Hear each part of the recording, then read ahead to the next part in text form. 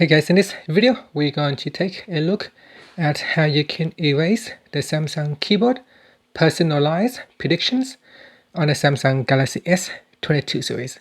Now first let's go back to the home screen by tapping on the home button at the bottom of the screen.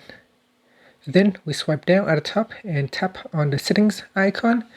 In settings, go down and tap on general management.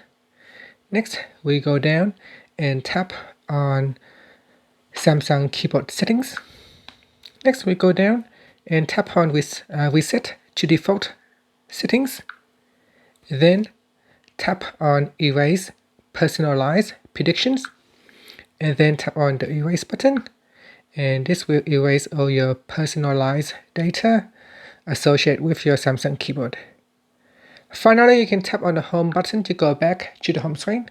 Thank you for watching this video. Please subscribe to my channel for more videos.